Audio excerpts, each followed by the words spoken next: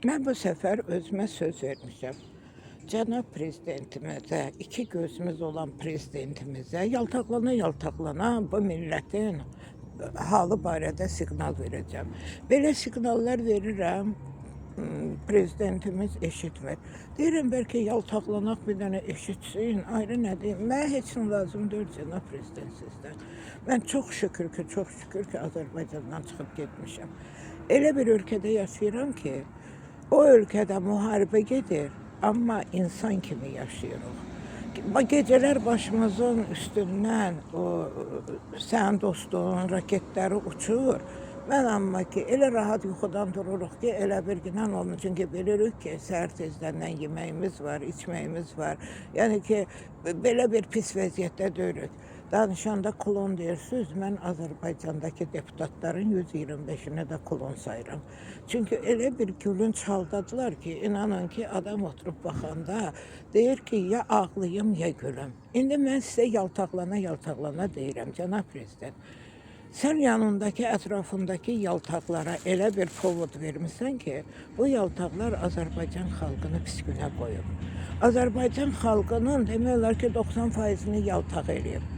Daha o yaltaqlar bir şeyi başa düşmür ki, ay yaltaqlar, prezidentin ətrafındakı olan yaltaqlar milyonlar üçün yaltaqlanır ki, hərəsinin də balası xarici ölkə vətəndaşıdır. Siz nə üçün yaltaqlanırsınız? Bax, mənə o çatmır. Mənə bir dənə o maraqlıdır ki, cənab prezident, bir ucdan artım verirsən və heç bir insanların qaydana qalmırsan. Azərbaycanda zavod, fabrika açmırsan, bir şey eləmirsən. Mən başa düşə bilməm, nə etmək istəyirsən. Dünənləri bir dənə canlı yayın var idi, deputat idi. İnanın heç adlarını da bilmirəm. Güya ki, şey elirdi, TikTokda cəmaata məsləhət verirdi. Deyirdi ki, niyə görə deyirsiniz, iş yerləri yoxdur. Niyə görə deyir ki, siz deyir ki, universitetləri qutaranda gedirsiniz deyir, iş tapa bilmirsiniz. Elə universitetə girənəcən girin, texniki şeydən, kompüteri öyrənin, ondan sonra gəlin, bu yerdə sizə iş var. Mən nə qədər elədim, almadı da xəttə. Yoxsa sözümü deyəcəkdim ona.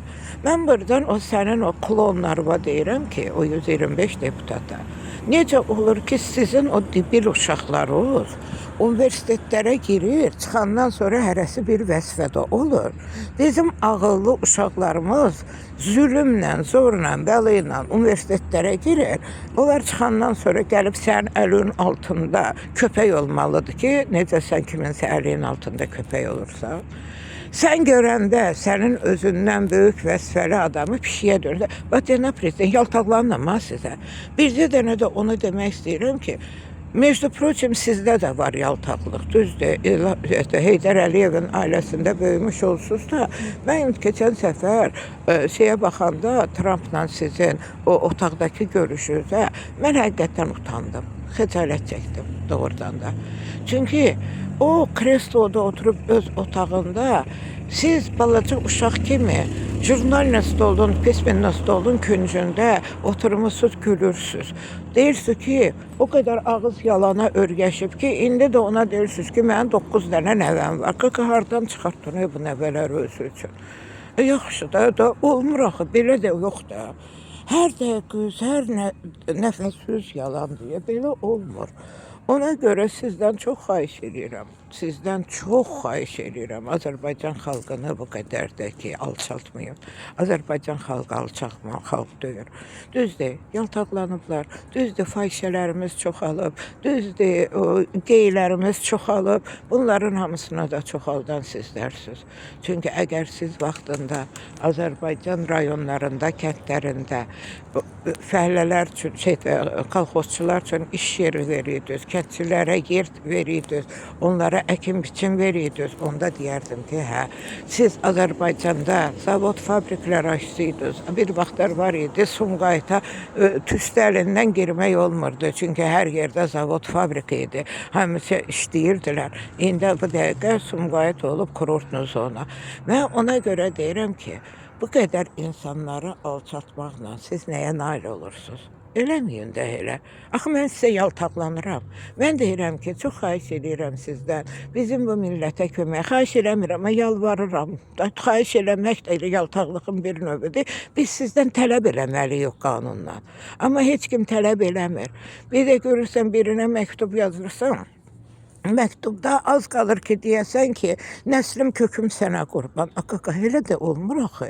Sən əgər bu hakimiyyətin başındadırsan, səni bu xalq əgər doğrudan da bu xalq seçibsə, xalq səndən tələb eləməlidir. Səndən tələb eləməlidir ki, ay kişi, sağına bax, soluna bax, bax gör millət necə yaşayır. Axı sənin niyə görə 3 balı var, bizim balalarımız qurban olmalıdır, xeyr ola. Baxıram, görürəm ki, sənin balalarında olan ağıl, mən deyirəm də 16 yaşında uşaqda yoxdur. Və onun qabağında sən durub birini oturur, biri yaltaqlanır. Bala Heydəri biz hakimiyyətin başında görmək istəyirəm. Mən buradan o kişiyə deyirəm ki, Allah səni ömür boyu onun bunun əlində qul eləsin. Ay kişi, Heydər Əliyev İlham Əliyevi gətirdi, qoydu bizim başımızın üstünə. 22 ildir biz itin zülmünü çəkirik. Yaxşı, sən nə eləmək istəyirsən? Sən şey eləmək istəyirsən ki, bundan sonra da bir 22 il zülm çəkər. Əl çəkin də, Azərbaycanı yaltaqlarla pis günə qoymayın. İndi mən sizə yaltaqlana dedim. Amma ki, indi olmaz da, mənim indi yaltaqlıq formam bu cürdür. Mən yaltaqlıq formam elə bir şəkildədir ki, mən başqa cür də deyə bilərdim. Amma indi yaltaqlana deyirəm. Ona görə çox xahiş edirəm. Sənə, cənab prezident, çox xahiş edirəm. Böyründəki, başındakı yaltaqlar qurban olsun sənə. Bütün nə qədər Azərbaycanda yaltaq varsa, deyirləri, atam, anam sənə qurban. Elə balaları da sənə qurban olsun. Nə olar Azərbaycan xalqını bu vəziyyətə qoymaq. Çox xahiş edirəm.